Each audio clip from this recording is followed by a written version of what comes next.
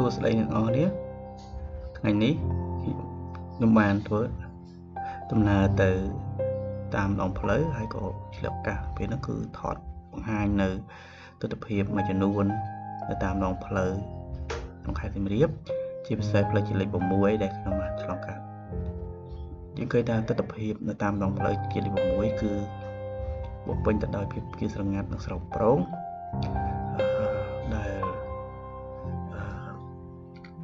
ជាកសិករពុំទាន់បានប្រមូលផលស្រូវរបស់ខ្លួនអញ្ចឹងគឺថាវានៅខ្សល់ខ្លះដែលអត់ទាន់បានប្រមូលផលអញ្ចឹងឃើញថាតាមដងផ្លូវគឺមានភាពស្ងាត់វាអត់មានទាន់មានភាពស្វិតស្បូនឬក៏ក្រៀមក្រោះឡើយទេអញ្ចឹងយើងឃើញទស្សនភាពនេះនៅជាប់នៅឡើយទេប៉ុន្តែអាចមករយៈក្រោយទៀតបន្ទាប់ពីស្រូវឬក៏ហើយបានប្រមូលផលអស់ហើយ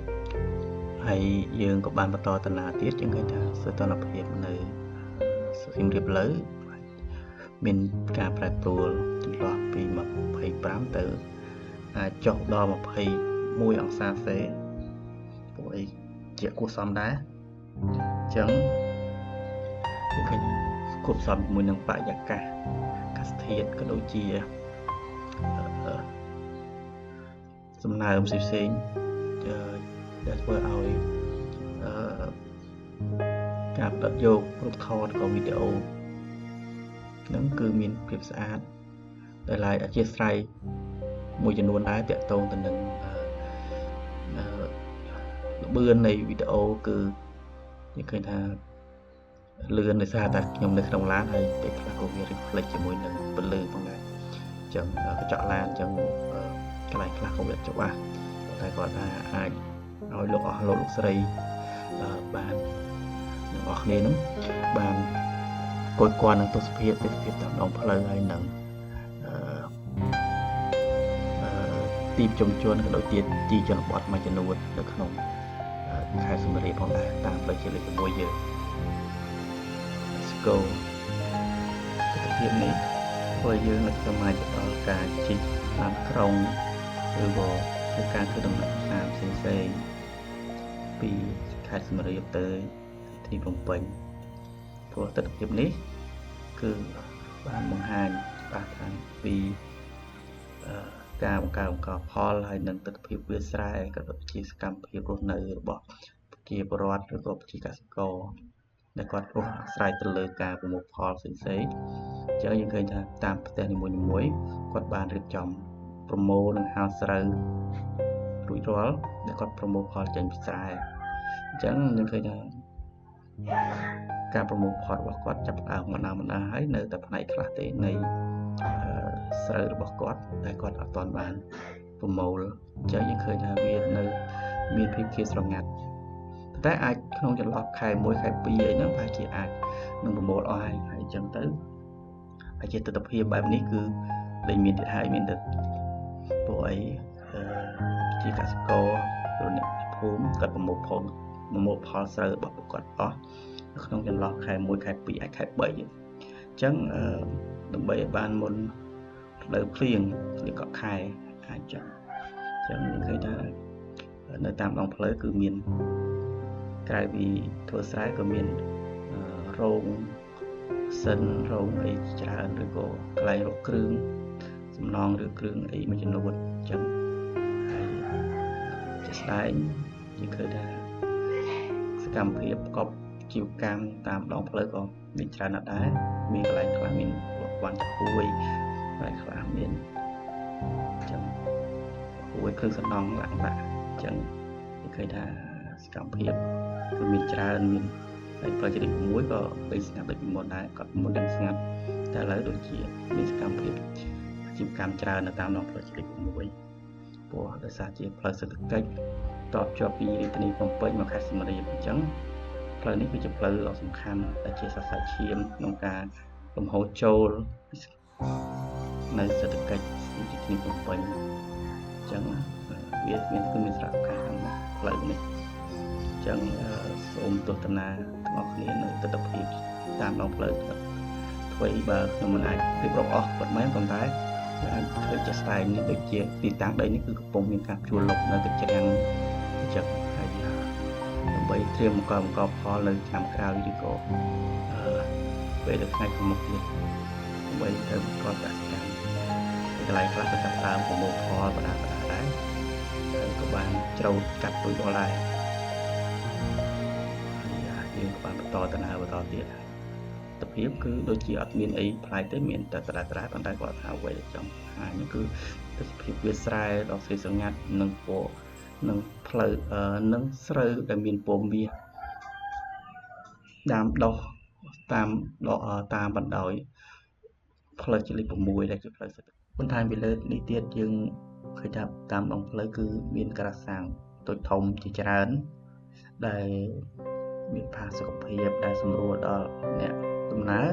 ក្នុងការចូលទៅ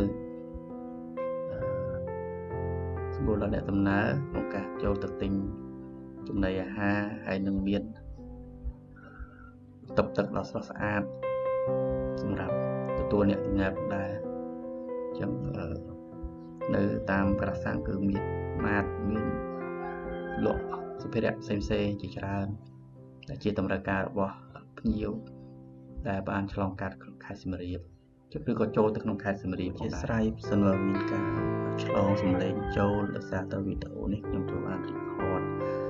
នៅក្នុងផ្ទះក្នុងបន្ទប់តែដែលឡាយទៅជាយ៉ាងណាក៏មានការ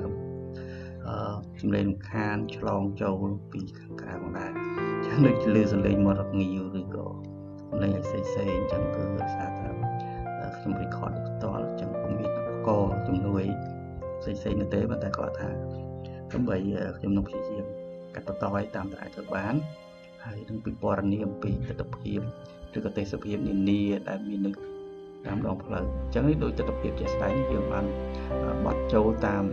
ខុំប្រូលើក្នុងស្រុកសុនគមហើយអញ្ចឹងយើងឃើញថាទស្សនវិជ្ជា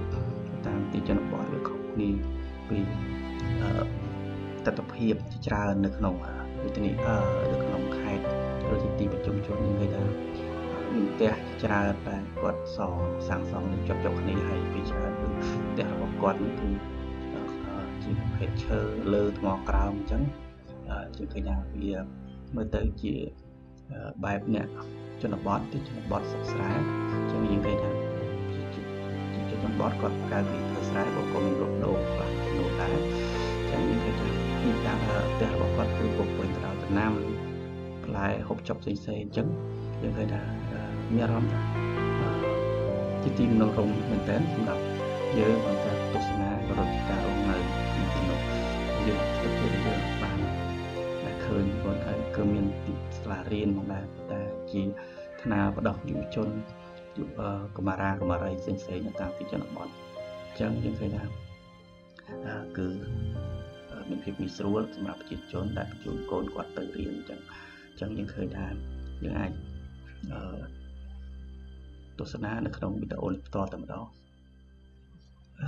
មួយវិញទៀតដោយនេះគឺជាលើកទី1របស់ខ្ញុំក្នុងការបញ្ចូលទៅលេងដូច្នេះមានពាក្យខ្លះពេចន៍ខ្លះដែលវាជាន់គ្នាឬក៏ពុំសមរម្យក៏សូមអធិស្ឋានផងដែរពាក់ព័ន្ធទៅនឹងការបញ្ចូលសលេងនៅក្នុងវីដេអូនេះផងដែរខ្ញុំសង្ឃឹមថាអ្នកទាំងអស់គ្នាដែលមានវត្តមាននៅក្នុងបណ្ដាញសង្គមអ៊ីនធឺណិតជាពិសេស YouTube នេះផងដែរមេត្តាខន្តីនិងអភ័យទោសចំពោះការបញ្ចូលសំឡេងផ្សេងដែលបង្កកំហុសដោយជាក់តាហេតុព្រោះនេះជាលើកទី1របស់ខ្ញុំហើយខ្ញុំសង្ឃឹមថាអ្នកទាំងអស់គ្នា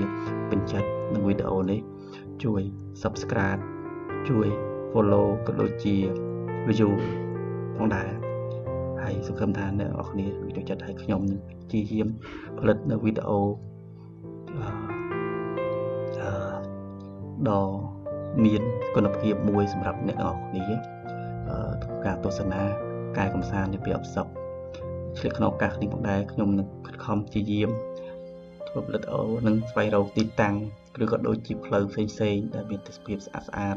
ថតចែកជូនអ្នកទាំងអស់គ្នាទុកជាការកំសាន្តនៅពេលទំនេរបន្ទាប់ពីការធ្វើការងារក៏ដូចជាបន្ទាប់ពីសម្រាប់ពីការងារក៏ដូចជាឱកាសឈប់សម្រាកនានាខ្ញុំសង្ឃឹមថាអ្នកទាំងអស់គ្នាចូលចិត្តហើយជួយ like ជួយ comment និង follow ហើយនិង subscribe នៅ channel YouTube